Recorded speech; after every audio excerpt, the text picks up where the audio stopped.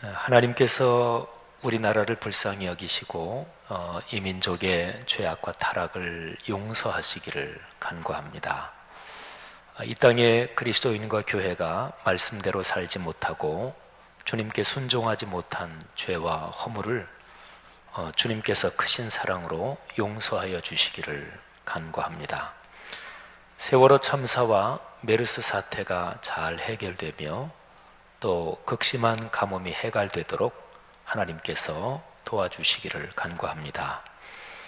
시편 33편 12절 말씀이 오늘날 이 나라와 민족을 위한 우리의 소망이 되었으면 좋겠습니다. 제가 봉독합니다. 여호와를 자기 하나님으로 삼은 나라 곧 하나님의 기업으로 선택된 백성은 복이 있도다. 아멘. 65년 전에 우리가 사는 땅 이 한반도에서 비극적인 전쟁이 일어났습니다. 6.25 사변 또는 국제적으로는 코리안 워해서 한국 전쟁으로 불리는 큰 전쟁입니다.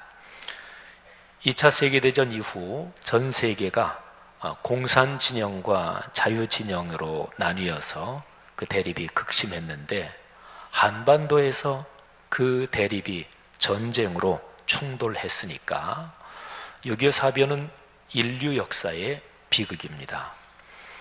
국내적으로는 나라와 민족을 통합하는 힘이 우리에게 없어서 대립과 갈등이 심각해졌고 그런 상황에서 터진 전쟁이니까 민족사의 비극이기도 합니다. 사람이 행복하게 살 수 있는 가장 기본적인 몇 가지 조건들이 있습니다. 그런데 그 중에 하나가 나라 또는 국가입니다. 자신의 국적이 있는 나라 또는 지금 현재 국적은 다른 국적을 가지고 있더라도 자기의 혈통이 근원적으로 연결된 그 나라가 건강하고 강해야 그래야 사람은 행복할 수 있습니다. 개인적으로 돈이 많으면 내 나라가 힘들고 어려워지면 까짓것 다른 나라에 가서 살지 얼마든지 그렇게 살 수 있을 거예요.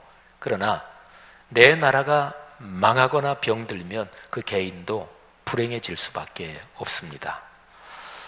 그리스도인이 오늘날 세계 상황에서 우리나라를 생각하면서 주님께서 주시는 은혜를 간절하게 간구하고 또 그 간구하는 것만큼이나 바르게 살아야 할 때인 줄로 압니다.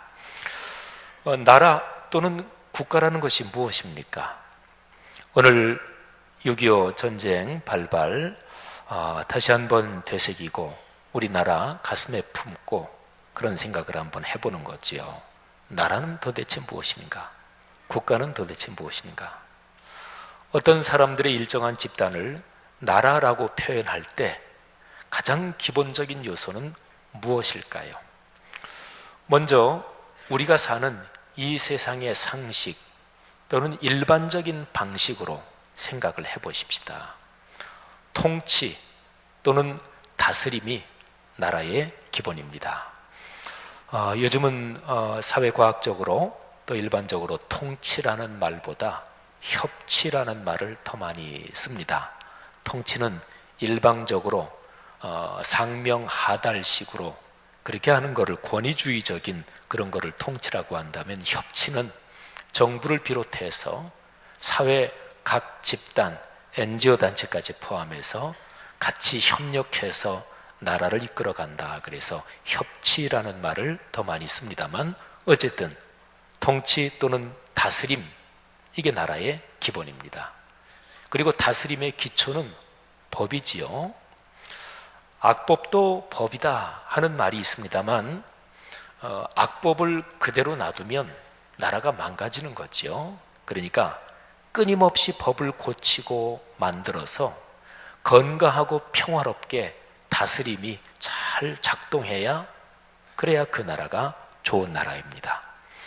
법이 있는데도 제대로 지키지 않거나 작동되지 않으면 그건 좋은 나라가 아니죠. 힘 있는 사람에게는 고무줄 같고 사회적 약자에게는 엄정하다면 그는 법치가 망가진 것입니다.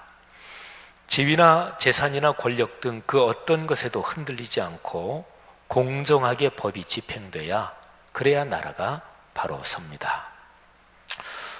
저는 이해가 가지 않는 것 중에 한 가지가, 우리나라 고위공직, 법으로 정한 법률에 따라서 어느 정도 이상의 고위공직자인 경우에는 청문회를 거치잖아요.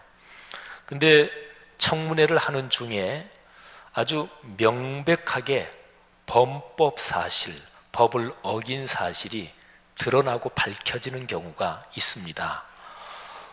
위장 전입이라든지 등등 여러 가지 범법 사실이 밝혀지는 게 있어요. 근데 제 생각에는 그런 청문회 과정에서 범법 사실이 밝혀지면 그 밝혀진 범죄 사실에 대해서는 처벌을 해야 됩니다. 그러잖아요. 근데 청문회 끝나면 다 그냥 흐지부지 돼요. 보통 서민은 그런 거 범법하면 분명히 처벌을 받을 텐데, 그러니까 나라가 바로 서려면 지위 고하를 막론하고 법은 공정해야 합니다. 이런 면에서 보면 우리나라의 법 질서나 법의 집행은 아직까지 그렇게 성숙한 상태는 아닌 것이지요. 법조문이 최선은 아니에요. 근데 현실적으로는 바람직한 법조문을 위해 끊임없이 노력하며, 그리고 동시에 그 법을 집행하는 사람들의 평균적인 윤리 도덕성이 계속해서 높아지도록 애써야 합니다. 그러니까 두 가지지요. 한편으로는 법조문, 다른 한편으로는 그 법조문을 운영하고 집행하는 사람들의 가치관입니다. 그러니까 공정하고 정의롭게 법을 집행하려면 이 두 가지가 다 성숙해야 가능한 것이지요. 자, 제가 일반적인 시각에서 또 상식적인 시각에서 나라 또 법에 대해서 말씀을 잠깐 드려봤는데, 이제는 그러면 신앙인으로서 우리 기독교적인 입장에서 나라의 뜻이 무엇인지 또 법이 무엇인지 한번 생각해 보겠습니다. 그리스도인은 동시에 두 나라의 시민권, 국적을 가진 사람들입니다. 말하자면 이중 국적을 가진 것이지요. 우리 한국 국적을 가진 사람들 또는 한국 혈통을 가진 우리로서 말한다면, 우리는 그리스도인으로서 하나님 나라의 국민이고 동시에 대한민국의 국민입니다. 두 나라에 동시에 소속되어 있는 거죠. 그리고 이 두 나라에는 각기 법이 있습니다. 그리스도인은 두 나라의 국민으로서 두 나라의 법을 지킬 의무를 가지고 있습니다. 대한민국 국민으로서는 헌법을 비롯한 여러 법에 구속을 받고 법에 적용을 받죠. 법을 어기면 처벌을 받게 됩니다. 하나님 나라에도 법이 있습니다. 거룩한 진리의 말씀 66권 성경이 바로 그 법입니다. 하나님 나라의 국민으로서 그리스도인은 성경 말씀을 거룩한 법으로 믿고 이 법을 따라서 삽니다. 그러나 종종 많은 사람들이 생각하고 느끼기에 하나님 나라의 법은 세상 나라의 법처럼 즉각적인 집행이 이루어지지 않는 것처럼 보입니다. 당장 눈에 보이는 강제적인 처벌이 없는 것으로 보입니다. 주일 성수 안 한다 그래서 혹시 티켓 발부된 적이 있으신가 모르겠어요. 우리 하나님 나라의 법은 즉각적인 사회법의 집행, 이거하고는 좀 다르게 보여요.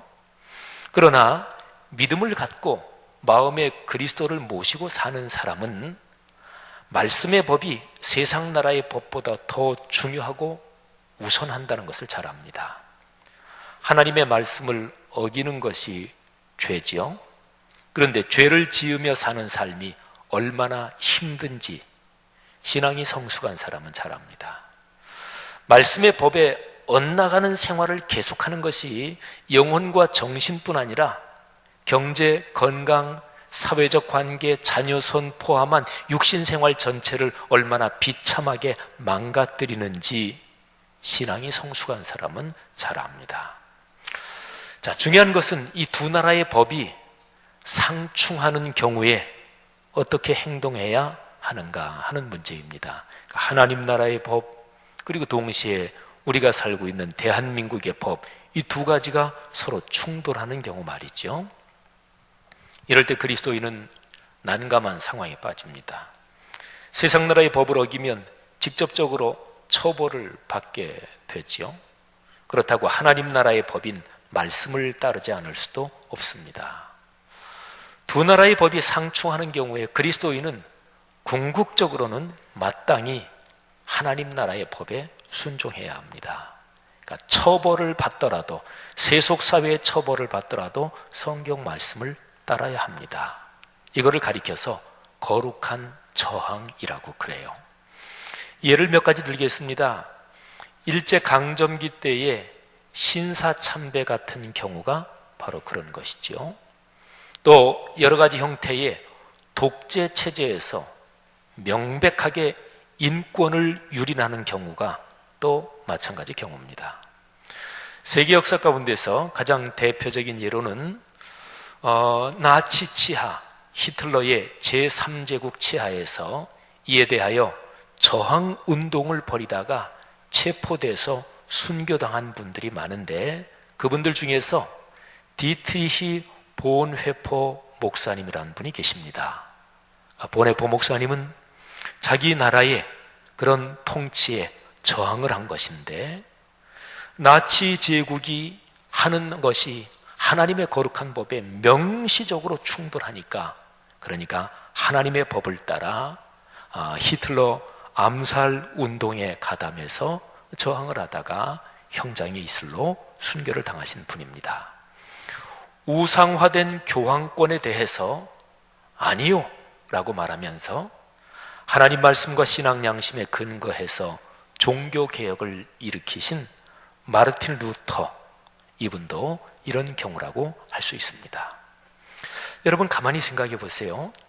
그리스도인은 말이죠, 자신이 사는 사회 속에서 교육, 법조, 경제, 정치, 문화, 예술, 과학 등 사회 모든 분야가 하나님 말씀의 가치관 쪽으로 변화되도록 끊임없이 애를 쓰고 적극적인 역할을 감당해야 합니다.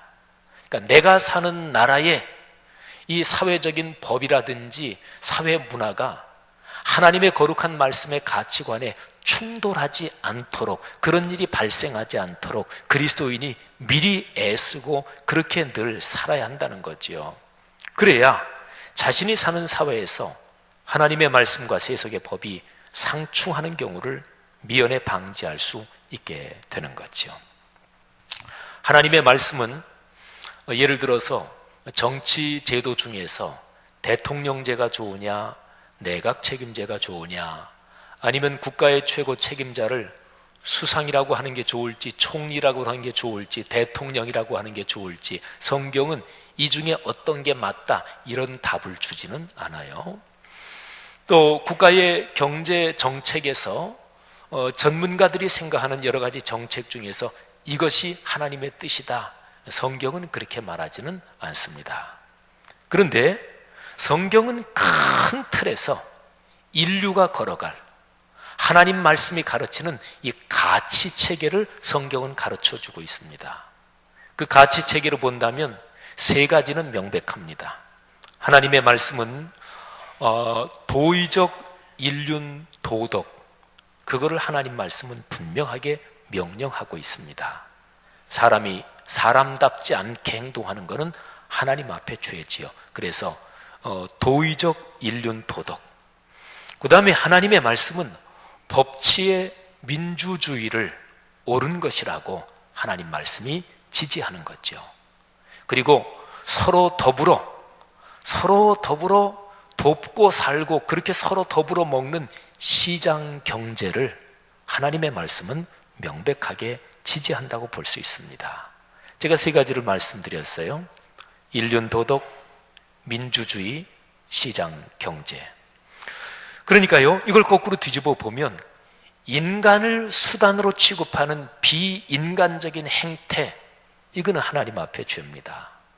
모든 종류의 독재적인 정치 형태, 이거는 하나님 앞에 죄악입니다. 그리고 경제적으로 보면 너무 소수의 사람들이 정도 이상으로 지나치게 부를 차지하는 독점적인 경제 구조, 이거는 성경의 가르침에 어긋나는 것이지요. 사랑하신 여러분, 우리가 사는 대한민국이 하나님 말씀의 큰 가치관에 따라서 그쪽 방향으로 발전할 수 있기 위해서 애쓰고 기도하며 또 영향력을 가지고 사는 성도들이 되시기를 주의 이름으로 축복합니다. 자, 사무엘의 시대는 어땠나요? 우리는 사무엘상에서 하나님 나라와 세상 나라의 관계에 대한 가르침을 배울 수 있습니다. 자, 이스라엘 민족이 가나안 땅에 드디어 들어왔어요. 그리고서 이제 쭉 되는 시대가 사사 시대입니다. 사사들은 하나님의 뜻을 따라 이스라엘 민족을 다스립니다. 그리고 사사 시대가 끝나고 최초의 왕 사울이 왕이 되면서부터 왕정 시대가 쭉 이어집니다. 마지막 사사가 사무엘이에요. 자, 사무엘이 왕정 시대의 첫 번째 왕 사울을 세우면서 시대가 바뀌는 과정이 사무엘상 8장부터 12장에 기록이 되어 있습니다. 이스라엘 민족이 또 이스라엘 민족의 지도자들, 장로들이 선지자 사무엘, 사사 사무엘에게 우리에게도 왕을 세워주십시오, 이렇게 요청합니다. 백성의 지도자들이 사무엘에게 요청하는 내용의 핵심이 무엇인지 그거를 정확하게 볼 수 있어야 사무엘상 8장부터 12장의 흐름을 이해할 수가 있어요. 근데 지도자들이 요청하는 핵심이 사무엘상 8장에서 5절, 20절 두 절에 나와 있습니다. 자, 장로들이 사무엘에게 이렇게 말합니다. 5절입니다. 보소서 당신은 늙고 당신의 아들들은 당신의 행위를 따르지 아니하니 모든 나라와 같이 우리에게 왕을 세워 우리를 다스리게 하소서. 여기서 중요한 것은 모든 나라와 같이, 이 표현이 중요합니다. 다음에 20절입니다. 계속해서 사무엘에게 말씀을 드리는 거예요.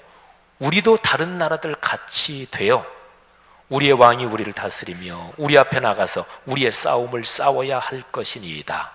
여기서 중요한 표현은 다른 나라들 같이, 이 표현이에요. 자, 5절과 20절에 있는 이 표현, 다른 나라들 같이, 이 말은 그 당시에 고대 근동지방의 다른 국가들이 가지고 있던 그 왕제도처럼 그런 왕제도를 우리에게도 세워주십시오, 이렇게 요청하는 거죠. 그렇게 돼야 이스라엘이 강한 나라가 될 수 있다고 그들은 생각한 거죠. 그러나 하나님은 이스라엘의 이런 행태가 하나님을 버리는 것이다, 이렇게 말씀하세요. 8장을 쭉 9장 계속해서 읽어보면 하나님께서는 그들이 왕을 세워달라는 게 사무엘, 사사인 너를 저버리는 게 아니라 나를 저버리는 거다, 범죄다, 이렇게 하나님은 말씀하십니다. 그러니까요, 두 가지를 생각해 보세요. 하나님을 깊이 신뢰하는 것, 그리고 또 한편으로는 군사, 외교, 정치, 경제적으로 강한 것, 이 두 가지 중에 어떤 것이 더 중요할까요? 물론 두 가지는 둘 중에 하나는 선택하고 하나는 버리고 이런 게 아니라고 볼 수 있겠지만, 하나님께서는 하나님을 깊이 신뢰하는 것보다 군사, 외교, 정치, 경제력을 더 중요하다고 생각하는 것이 죄라고 말씀을 하십니다.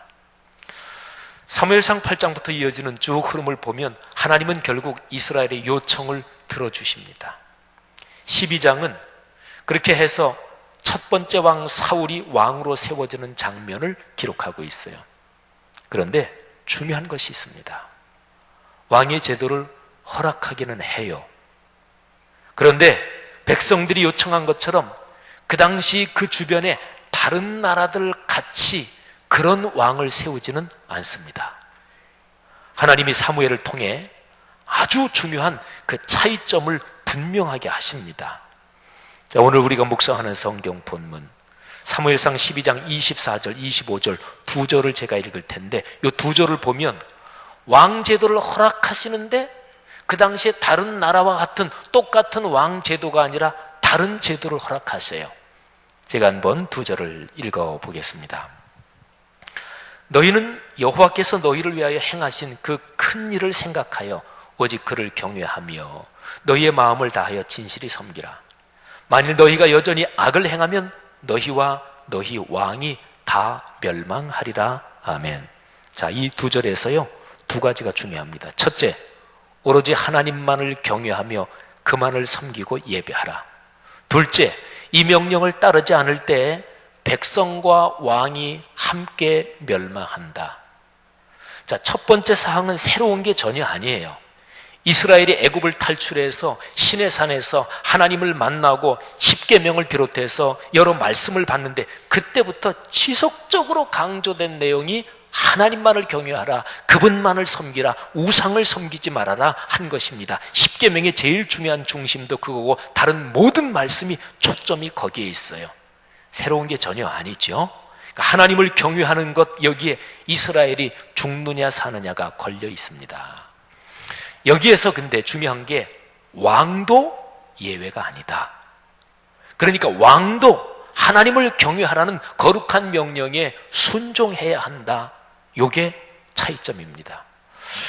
이 말씀을 들으면 우리 오늘날의 성도들은 뭐 당연하지, 왕도 하나님 말씀에 순종해야지 뭐 이렇게 생각하실 거예요. 그런데 사무엘 당시에 그 당시 그 근동 지방의 왕 제도가 어떠했는가, 이거를 생각하면 이 차이점이 굉장히 크다는 것을 알 수 있습니다. 고대 근동 지방에서 왕은 신적인 존재였습니다. 왕은 절대 권력을 가졌습니다. 애굽의 왕 바로, 파라오, 이 말이 왕이라는 단어예요. 애굽의 바로는 신의 아들이며 곧 신이기도 했습니다. 그래서 거대한 피라미드 같은 게 건설될 수 있었던 것이 바로 이런 데 근거를 두고 있는 것이지요. 자, 보세요. 이스라엘 민족의 눈에는 이런 주변 국가들의 통치 체제가 무지무지하게 강력해 보인 거예요. 뭐 왕이나 국가 통치자들을 엄청나게 장식하고 치장하고 높은 데 의자를 만들어 놓고 수행원을 많이 거느리고 이러면 이게 어느 정도 규모가 크면 사람들이 거기에 눌려버리고 맙니다. 그러니까 고대 근동 지방의 다른 나라들의 왕 제도를 이스라엘 민족의 눈으로 볼 때 엄청나게 강력한 것으로 보였던 거예요. 그래서 이스라엘 민족이 그리고 지도자들이 다른 나라들 같이 그런 왕 제도를 우리에게도 세워달라 그랬다는 거예요. 그런데 그런 왕 제도는 하나님이 보시기에는 우상 숭배와 다름이 없는 것이었습니다. 오로지 하나님만을 경외하며 예배하라는 절대 명령에 배치되는 것이지요. 자, 보세요. 이스라엘의 첫 번째 왕이 사울이 있잖아요. 사무엘상 12장을 보면 사사 사무엘이 첫 번째 왕으로 선택된 사울을 바로 백성들의 눈앞에 옆에 세우고서 이렇게 말해요. 사무엘상 12장 13절부터 15절인데 제가 좀 더 우리에게 쉽게 다가오도록 세번역 성경으로 한번 읽어드리겠습니다. 사무엘이 백성들에게 얘기하는 거예요. 사울을 지금 바로 앞에 세워놓고, 자, 이제 당신들이 뽑은 왕, 당신들이 요구한 왕이 여기 있습니다. 주님께서 주신 왕이 여기에 있습니다. 만일 당신들이 주님을 두려워하여 그분만을 섬기며 그분에게 순종하여 주님의 명령을 거역하지 않으며 당신들이나 당신들을 다스리는 왕이 다 같이 주 하나님을 따라 산다면 모든 일이 잘 될 것입니다. 그러나 주님께 순종하지 않고 주님의 명령을 거역한다면 주님께서 손을 들어 조상들을 치신 것처럼 당신들을 쳐서 멸망시키실 것입니다. 자, 보세요. 주님의 명령 앞에서는 왕이나 백성이나 같아요. 왕도 주님의 말씀에 순종해야 합니다. 말씀에 순종하지 않으면 백성뿐 아니라 왕도 함께 멸망합니다. 왕권은 지존이 아닙니다. 하나님의 권위 아래에 있다는 것을 아주 명백하게 하는 거죠. 그런데요, 하나님이 이스라엘 백성을 부를 때 하나님이 선택하신 백성 이스라엘 민족의 지도력, 리더십이라는 게 늘 그랬어요. 모세도 철저하게 하나님 말씀의 권위 아래에 있었지요. 여호수아에게 리더십을 넘겨줄 때 하나님이 여호수아에게 아주 분명하게 말씀하신 게 있습니다. 여호수아 1장 8절 9절에 보면 이 율법책을 내 입에서 떠나지 말게 하며 주야로 그것을 묵상하여 그 안에 기록된 대로 다 지켜 행하라. 지도자들이 해야 될 제일 첫 번째 의무는 백성들에 대한 의무가 아닙니다. 하나님 앞에서 하나님의 말씀에 순종해야 되는 것이었습니다. 첫 번째 왕 사울부터 이스라엘의 모든 왕들에 대한 평가는 근본적으로 주님의 말씀에 순종했느냐, 여기에 걸려 있었습니다. 여러분, 나라를 사랑할 수 있어야 행복합니다. 내가 사는 나라에 대해서 불평, 불만이 많고 원망이 가득해서는 행복할 수 없습니다. 그리스도인은 하나님 나라와 자신이 사는 나라 두 나라를 사랑해야 합니다. 그런데 먼저는 하나님 나라입니다. 하나님 나라를 사랑하는 것은 그 나라의 법인 성경 말씀을 생명처럼 소중하게 여기며 말씀을 묵상하며 사는 것입니다. 자, 이게 왜 중요하냐면 하나님 나라를 이렇게 사랑해야 내 삶, 내 인생, 이 세계에 대한 가치관의 큰 방향이 분명해지는 거예요. 내가 살아가는 사회나 세계를 보면서 늘 판단을 기껏 한다는 게 그거 나한테 이익이야? 손해야?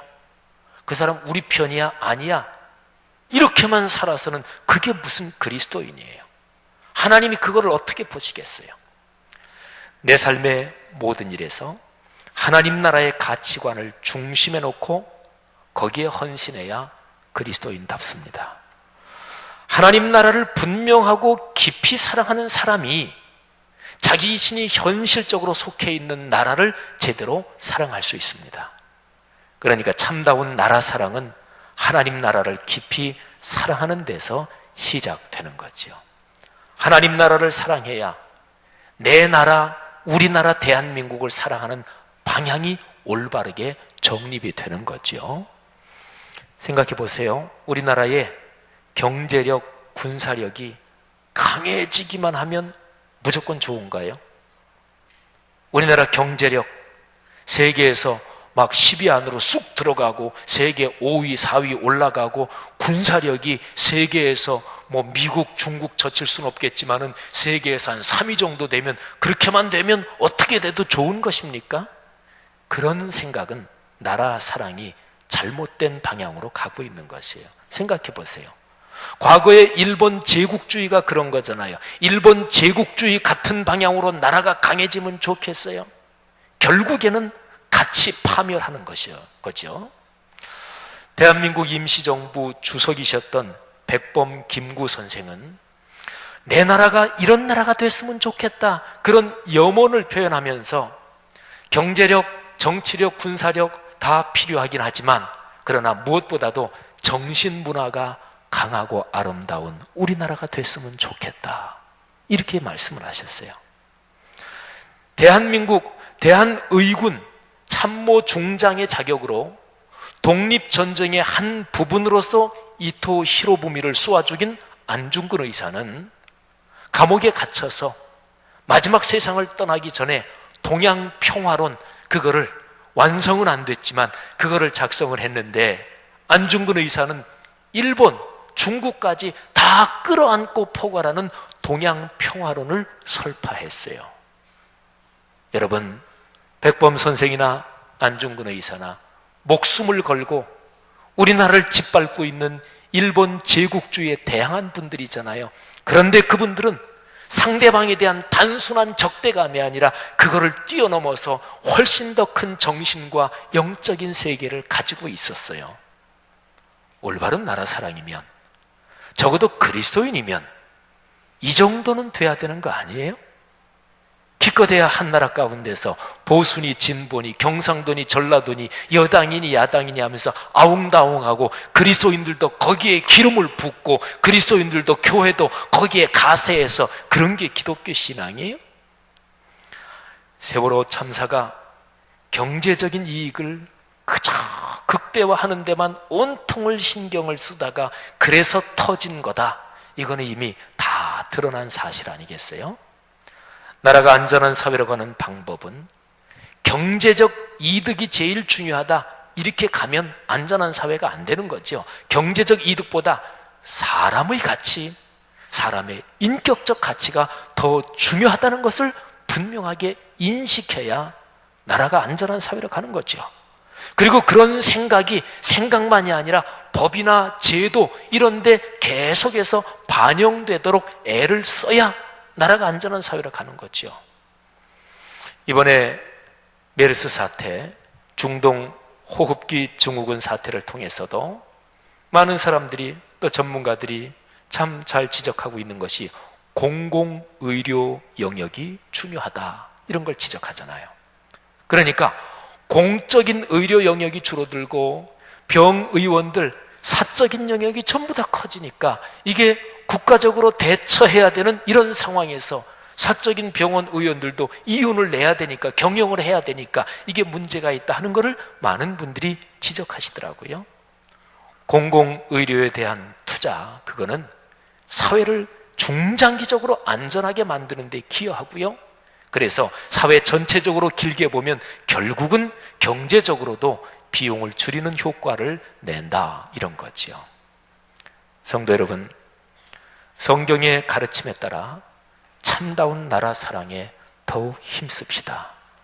우리나라가 하나님의 말씀이 가르치는 가치관과 세계관, 그쪽 방향으로 발전해 가도록 그리스도인 각자가 자신의 삶의 자리에서 최선을 다합시다.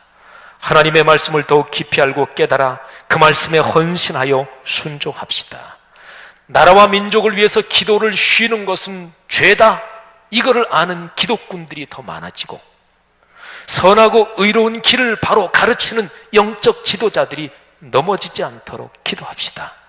하나님 나라를 사랑하고 우리나라를 깊이 사랑하는 그리스도인들이 더 많아져서 우리나라가 오늘날의 세계에서 평화를 가꾸어가는 그 일에서 중심이 될 수 있도록 기도하며, 또 기도만 하는 것이 아니라 기도한 대로 행동하며 사는 우리 모두가 되기를 주님 이름으로 권면합니다. 기도하겠습니다. 이 시간에 들은 말씀 붙잡고 잠시 나라와 민족을 위해서 기도하고 내 삶의 자세와 태도를 돌아보고 살펴보며 잠시 기도하고요. 기도 후에는 바로 이제 세례식 진행되겠습니다. 다 같이 기도합니다. 하나님 아버지, 말씀의 은혜 감사하고, 오 주여, 하나님께서 우리를 구속해 주신 거룩한 사랑을 따라 참으로 그리스도인답게 인생길을 걸어가도록 아버지께서 이끌어 주시기를 간절히 원합니다.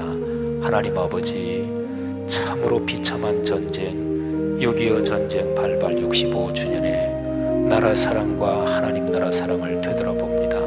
아버지, 성경적인 방식으로 거룩한 주님의 가르침에 따라 하나님 나라를 사랑하며 이 나라 대한민국, 우리 민족을 사랑하도록 주님께서 그리스도인과 교회를 권면하시고 축복해 주시기를 간절히 원합니다. 감사합니다. 할렐루야. 하나님 아버지, 은혜를 진심으로 감사합니다. 오늘 주님께서 우리에게 주신 말씀 가슴에 끌어안고 기도했습니다. 이 나라 더욱더 사랑해 주실 줄 믿습니다. 하나님께서 이제 거행되는 세례식을 축복하시고 우리 주 예수 그리스도께서 친히 명령하신 거룩한 명령에 순종하는 한 걸음을 또 내딛습니다. 세례 받으시는 분들, 또 입교하시는 분들 축복하옵소서.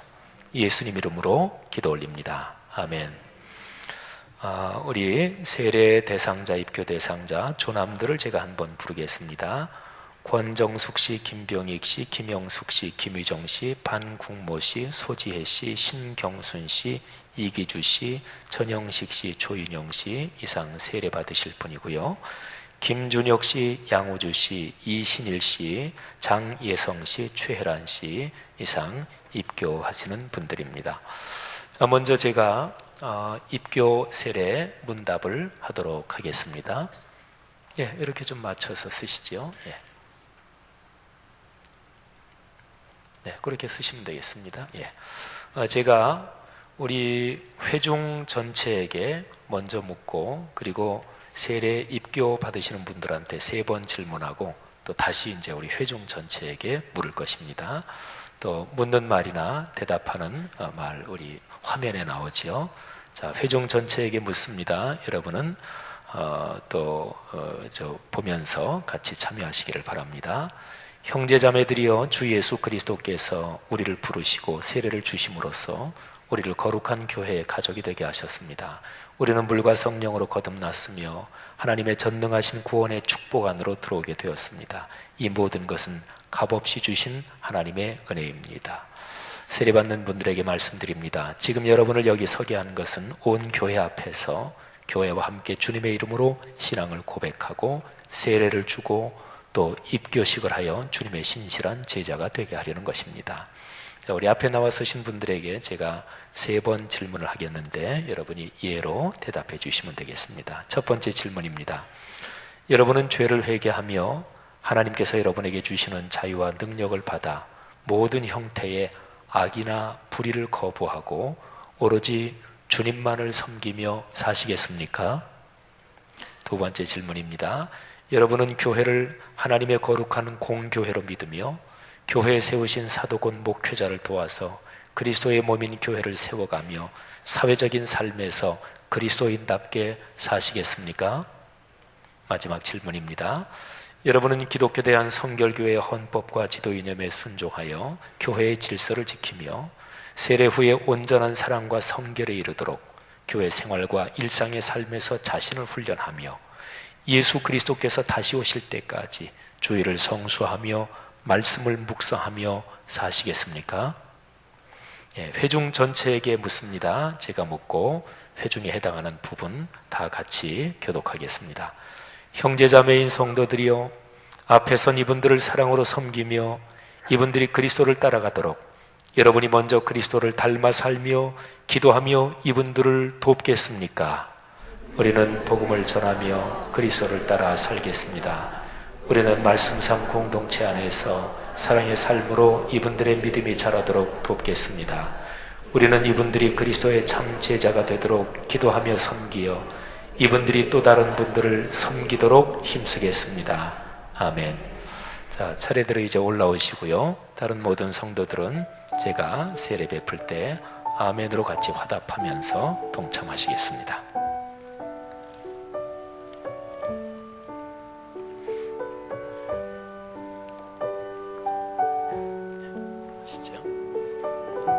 다 함께 기도하겠습니다. 내가 성부와 성자와 성령의 이름으로 신경순 씨에게 세례를 베푸노라. 아멘. 내가 성부와 성자와 성령의 이름으로 김유정 씨에게 세례를 베푸노라. 아멘.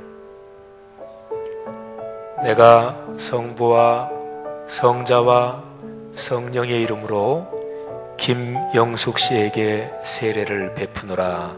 아멘. 내가 성부와 성자와 성령의 이름으로 김병익 씨에게 세례를 베푸노라. 아멘. 내가 성부와 성자와 성령의 이름으로 권정숙 씨에게 세례를 베푸노라. 아멘.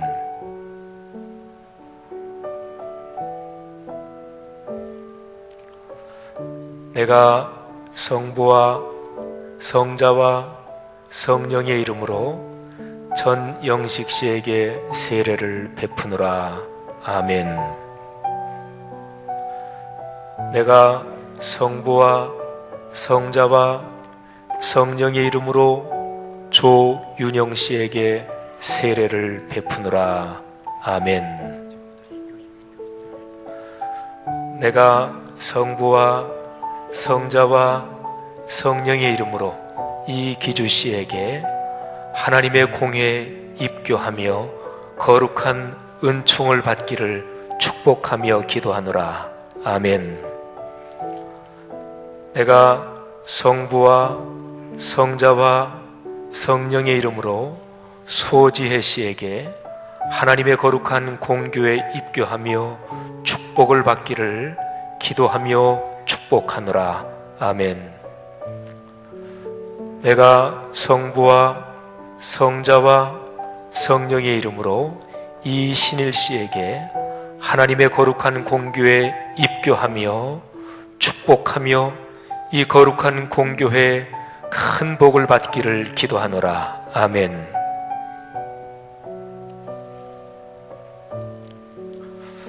내가 성부와 성자와 성령의 이름으로 김준혁 씨에게 안수하며 하나님의 거룩한 공교회에 입교하여 축복받기를 기도하노라. 아멘. 내가 성부와 성자와 성령의 이름으로 장예성 씨에게 안수하며 하나님의 거룩한 공교회에 입교하여 축복받기를 기도하노라. 아멘.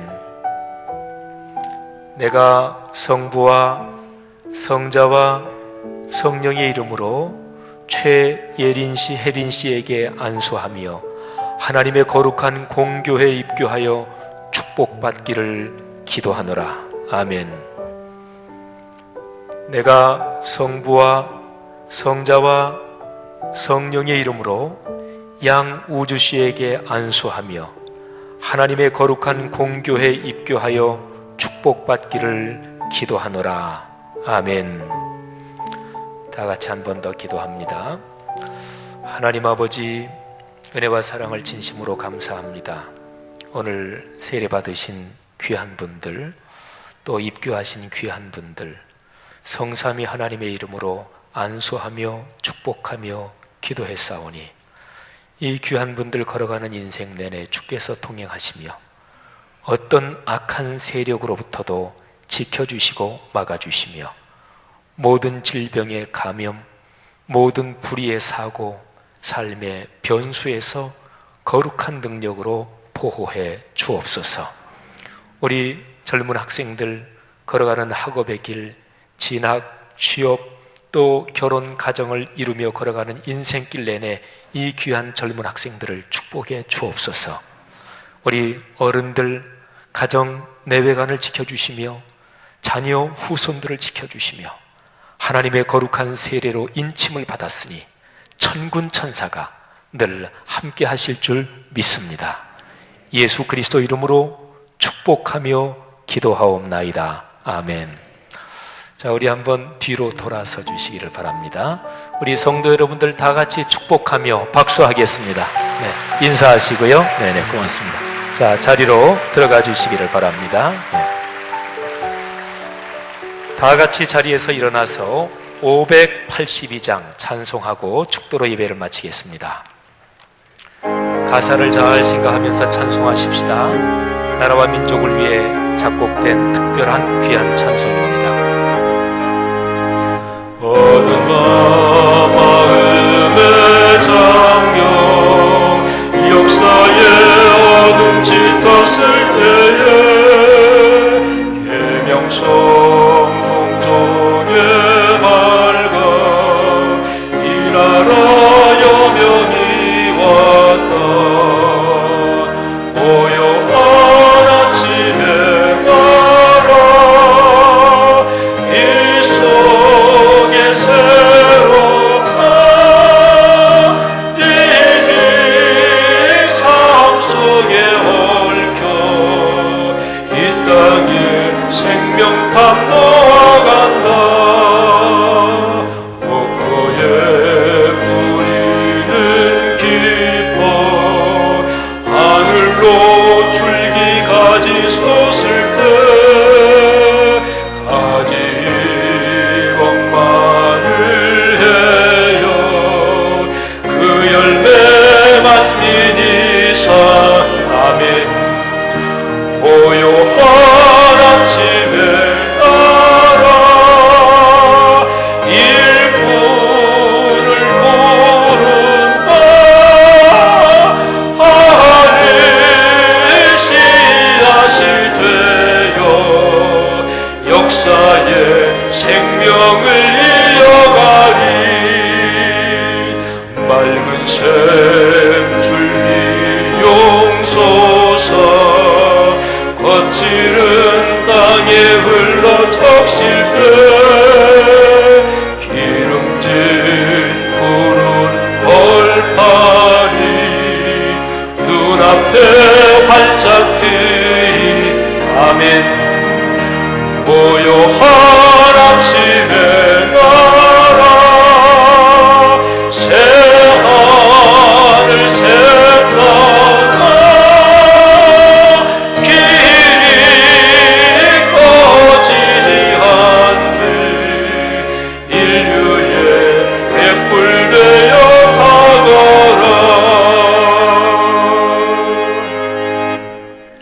아멘. 오 주님 감사합니다. 예수 그리스도 언제 재림하실지 아무도 아는 이가 없지만 거룩한 말씀에 기록한 대로 언젠가는 재림하실 것을 우리는 믿습니다. 그리고 그때까지 이어질 한민족, 또 이 나라 대한민국, 또 요즘은 다문화 가정이 많아지고 외국 분들이 많이 들어와 사시기 때문에 혈통적으로 한민족만이 아니라 여러 인종이 같이 섞여 사는 이 아름다운 대한민국, 앞으로 갈수록 더 축복해 주옵소서.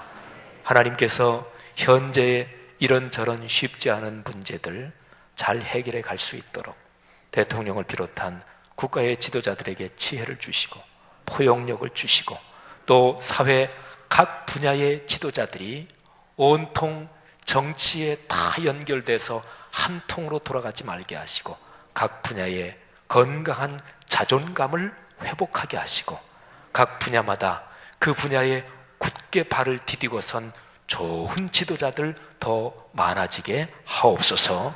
특별히 그리스도인들이 이 땅에 교육, 법조, 경제, 정치, 예술, 문화 또는 과학 모든 분야에서 하나님 나라의 큰 가치관으로 이 나라가 발전할 수 있도록, 내가 있는 직종, 직장이 그렇게 아름다워질 수 있도록 헌신하며 신앙인의 결단을 가지고, 그리고 모든 사람 포용하며 기도하며 삶의 길을 걷게 하옵소서. 이런 결단과 다짐을 우리가 지금 주 앞에 바치는 11조 헌금, 감사 헌금, 선교, 장학, 건축 헌금, 또 우리가 선교를 위해서 드리는 특별한 헌금들에 같이 담았습니다. 우리 성도들의 담은 여기 다짐을 받아 주옵소서. 성도들의 가정을 축복하옵소서. 질병에 감염해서 막아 주옵소서. 경제력을 축복해 주옵소서. 어떤 경우에도 정신과 영혼이 위축되지 않게 하시고 실제 삶에서 최선을 다해 노력하며 서로 중보하며 기도하며 하나님의 거룩하신 권능을 체험케 하옵소서. 여기 있는 말씀 삶 공동체, 그렇게 하나님께서 걸어가신 거룩한 역사의 중심을 걸어가는 축복의 흐름 한가운데 서게 하옵소서. 이제는 우리 주 예수 그리스도의 은혜와 하늘아버지의 사랑하심과 늘 우리 손 붙잡고 걸어가시는 성령 하나님의 아름다운 동행하심이 하늘 백성 머리머리 위에 이 나라 조국 대한민국과 이 동아시아 오늘의 세계 위에 지금부터 영원히 같이 계시기를 축원하옵나이다. 아멘.